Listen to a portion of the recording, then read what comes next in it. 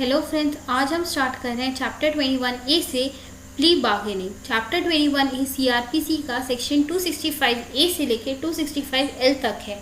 ये इंसर्ट हुआ था क्रिमिनल लॉ अमेंडमेंट एक्ट 2005 के अमेंडमेंट से। अब इफेक्ट में आया था 5 जुलाई 2006 से। प्ली बार्गेनिंग सहारा है उन ऑफेंसेस के केसेस में या ऑफेंसेस को छोड़ ऐसी पनिशमेंट जो जैसे कि मृत्युदंड, डेथ, इम्प्रिजमेंट फॉर लाइफ, आजीवन कारावास या इम्प्रिजमेंट जिसका टाइम 7 ईयर्स से ज़्यादा है। प्ली बार्गेनिंग इनिशिएट हो सकती है अपराध के संज्ञान मतलब ऑफेंस के कॉग्निजेंस हो रहा हो कोर्ट के द्वारा तब। अब जो अपराध जो देश की सामाजिक और आर्थिक स्थिति से जुड़े हैं मतलब सोशियो इकोनॉमिक कंडीशन से, और अपराध जो महिला या बच्चों के साथ होते हैं, जो बच्चे 14 ईयर्स से कम के होते हैं, उनके अगेंस्ट जो होते हैं उनमें प्ली बार्गेनिंग नहीं हो सकती है। वो अक्यूज प्ली बार्गेनिंग नहीं कर सकते हैं। अब स्टार्ट करते हैं सेक्शन 265A से एप्लीकेशन ऑफ द चैप्टर। तो सबसेक्शन 1 इसका कहता है this chapter shall apply in respect of an accused against whom A. The report has been forwarded by the officer in charge of the police station under section 173 alleging therein that an offence appears to have been committed by him other than an offence for which the punishment of death or of imprisonment for life or of imprisonment for a term exceeding 7 years has been provided under the law for the time being in force, or B. A magistrate has taken cognizance of an offence on complaint other than an offence for which the punishment of death or of imprisonment for life or of imprisonment for a term exceeding 7 years has been provided under the law for the time being in force, and after examining complainant and witness under section 200 issued the process under section 204, but does not apply where such offence affects the socio-economic condition of the country or has been committed against a woman or a child below the age of 14 years. अब ये उन accused के खिलाफ लगेगा जो section 173 के अंदर जो रिपोर्ट फॉरवर्ड होके आती है पुलिस स्टेशन के ऑफिसर इंचार्ज के पास आरोप लगाते हुए कि जो ऑफेंस हुआ है वो उसी ने किया है, अक्यूज ने किया है, जिसकी पनिशमेंट या तो डेथ मृत्यु या इम्प्रिजमेंट फॉर लाइफ आजीवन कारावास और imprisonment for a term exceeding 7 years मतलब 7 साल से ज़्यादा का कारावास जैसा लॉ में प्रोवाइड है जो टाइम भी फोर्स में है। और मजिस्ट्रेट ने संज्ञान लिया है ऑफेंस का मतलब कॉग्निजेंस लिया है कंप्लेंट में इतरतः ऑफेंस जिनकी पनिशमेंट डेथ हो या इम्प्रिजमेंट फॉर लाइफ हो या आजीवन कारावास जैसे लॉ प्रोवाइड करे जो टाइम फोर्स में है। ये सेक्शन 200 के अंदर कंप्लेनेंट और विटनेस के एग्जामिनेशन के बाद सेक्शन 204 के अंदर इशू ऑफ प्रोसेस में होगा। ये सब जैसे पहले पढ़ चुके हैं सामाजिक और आर्थिक कंडीशन में भारत की यह ऑफेंस जो महिला या बच्चों के विरुद्ध हुआ है जिसकी आयु 14 से कम है, बच्चे की आयु, वो साथ प्ली बार्गेनिंग नहीं कर सकता। अब subsection 2 for the purpose of subsection 1 the central government shell by notification determine the offence under the law for the time being in force which shall be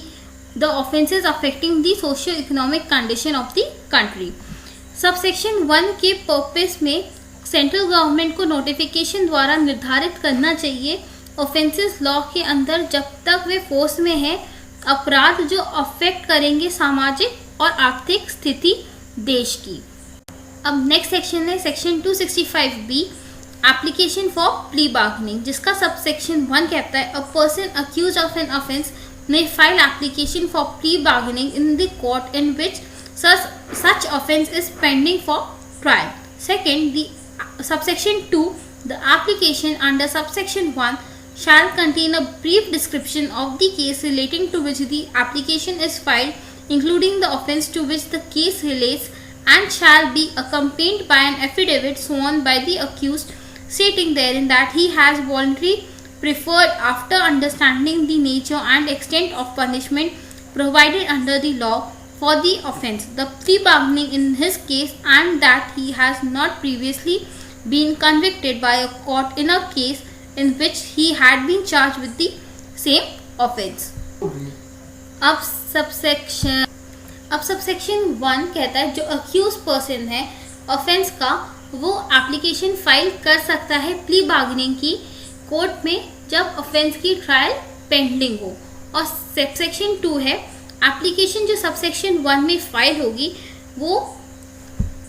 उसमें एक ब्रीफ डिस्क्रिप्शन होना चाहिए case का application के संबंध में, और जो ऑफेंस किया है वो भी इंक्लूड होगा। साथ में एक एफिडेविट भी जाएगा जहां अक्यूज स्टेट करेगा कि वो अपनी स्वेच्छा से पसंद किया है उसने ये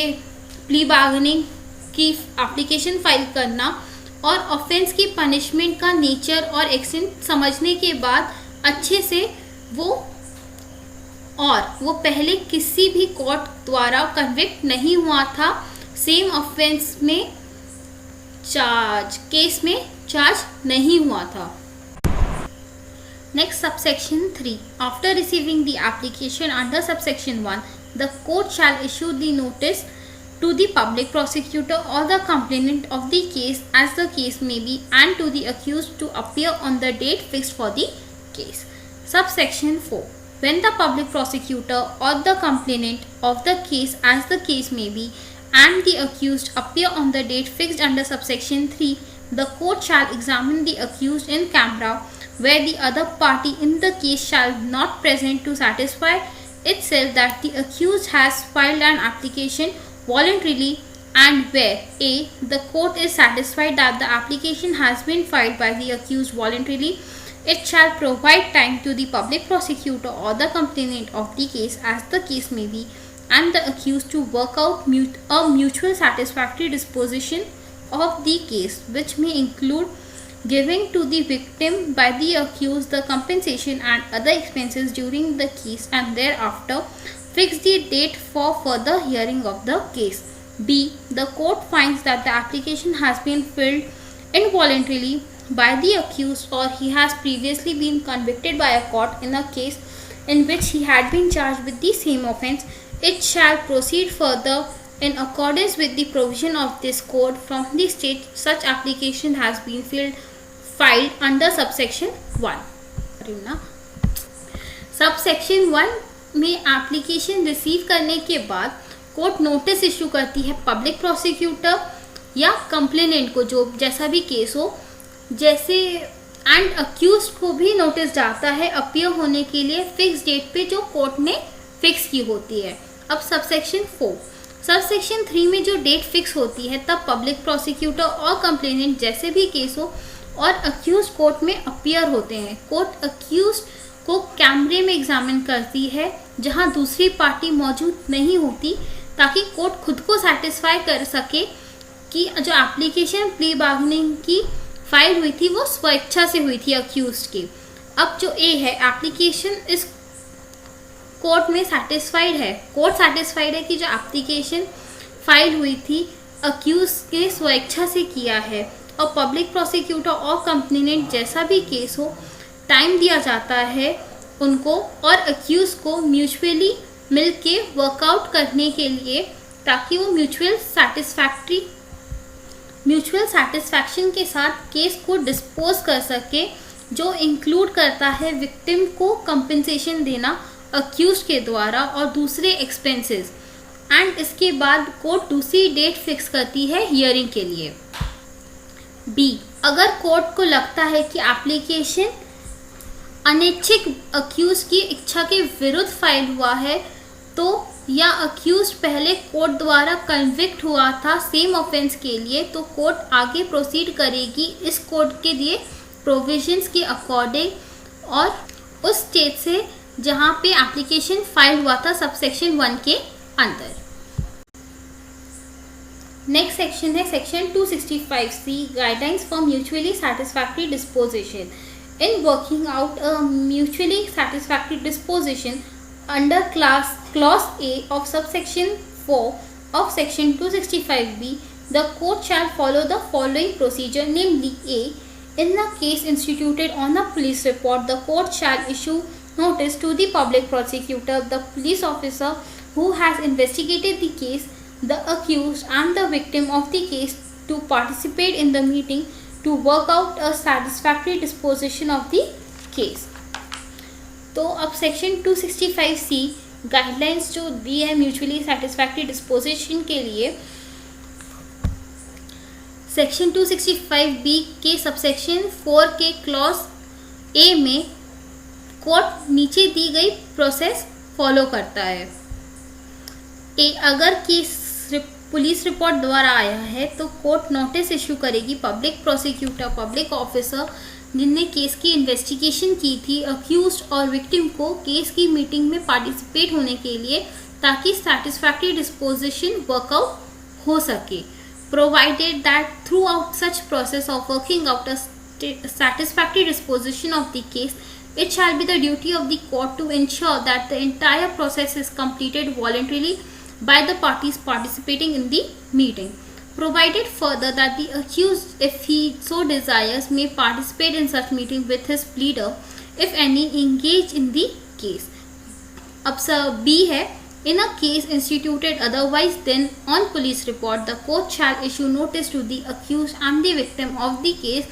to participate in a meeting to work out a satisfactory disposition of the case, provided that it shall be the duty of the court to ensure throughout such process of working out a satisfactory disposition of the case that is completed voluntarily by the parties participating in the meeting. Provided further that if the victim of the case or the accused, as the case may be, so desires, he may participate in such meeting with his pleader engaged in the case. इस process में ये court की duty है कि वो ensure करे जो पूरा प्रोसेस कंप्लीट हुआ है वो सबकी स्वेच्छा से अनुसार हुआ है। अगर अक्यूज चाहे तो वो मीटिंग में प्लीडर के साथ आ सकता है जो भी ये केस में एंगेज्ड हैं। बी, अगर केस पुलिस रिपोर्ट के अलावा कोई दूसरे तरीके से इंस्टीट्यूट हुआ है तो कोर्ट इशू करेगी नोटिस अक्यूज और विक्टिम को केस की मीटिंग में पार्टिसिपेट करने के लिए और केस के सेटिस्फैक्ट्री वे में वर्कआउट कर डिस्पोज करने के लिए। ये कोर्ट की ड्यूटी होगी कि वो देखें ये जो प्रोसेस हुआ है वो स्वेच्छा से हुआ हो पार्टीज की। अगर विक्टिम और अक्यूज जैसा भी केस हो अपने प्लीडर के साथ मीटिंग अटेंड करना चाहते हैं जो भी ये केस में एंगेज है तो वो आ सकते हैं। अब नेक्स्ट सेक्शन है section 265D, report of the mutually satisfactory disposition to be submitted before the court, where in a meeting under section 265C a satisfactory disposition of the case has been worked out, the court shall prepare a report of such disposition which shall be signed by the presiding officer of the court and all other persons who participated in the meeting, and if no such disposition had been worked out, the court shall record such observation and proceed further in accordance with the provision of this code from the stage the application under subsection 1 of section 265B has been filed in such case. तो अब section 265D कहता है कि section 265C के under में meeting में satisfactory disposition हो गया हो केस का तो कोर्ट रिपोर्ट प्रिपेयर करेगी डिस्पोजिशन की जो साइन होगी प्रिसाइडिंग ऑफिसर के द्वारा कोर्ट के, और बाकी लोग जिनने मीटिंग को में पार्टिसिपेट किया है वो भी उसमें साइन करेंगे। और अगर ऐसा डिस्पोजिशन वर्कआउट नहीं करता है तब कोर्ट ऑब्जर्वेशन रिकॉर्ड कर आगे प्रोसीड करेगी प्रोविजन से जो इस कोड में दिए हैं एप्लीकेशन के स्टेज से, जो कि सेक्शन 265 में सबसेक्शन 1 में 265B के सबसेक्शन 1 में फाइल हुआ था, जो एप्लीकेशन फाइल हुई थी वहाँ से। Your valuable comment, feedback or if any queries in comment box. Thank you for watching. Stay tuned for my next video.